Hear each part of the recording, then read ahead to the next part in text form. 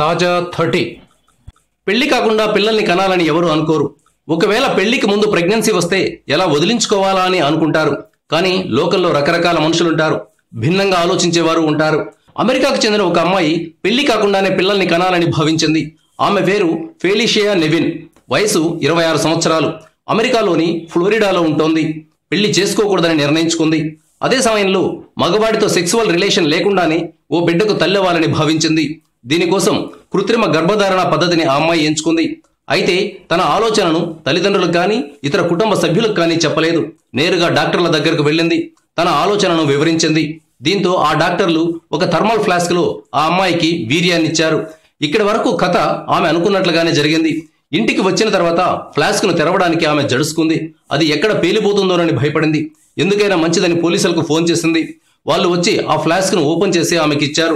Flask లో ఉన్న వీర్యాన్ని పిండం దాకా చేర్చడం సాధారణ వ్యక్తులకు సాధ్యమయ్యే పని కాదు. అది నిపుణులు మాత్రమే చేయాల్సిన పని. దీంతో ఆమె ప్రయత్నం విఫలమైందని సమాచారం. తాను చేసిన పనిని గాని తన వివరాలను గాని బయటకు చెప్పొద్దని ఆ అమ్మాయి పోలీసులను రిక్వెస్ట్ చేసింది. కానీ పోలీసులు ఆ అమ్మాయి పేరు చెప్పకుండా మిగిలిన వివరాలన్నీ ఫేస్బుక్ లో పెట్టారు. ఆమె ఉంటున్న ఏరియాతో పాటు ఎన్ని గంటలకు ఆమె ఇంటికి వెళ్లామో కూడా చెప్పారు. దీంతో స్థానికులు ఆ అమ్మాయిని ఫెలిషియా నెవిన్ గా గుర్తించారు. ఈ వివరాలను పత్రికల్లో ప్రచురించారు, టీవీల్లో చూపించారు.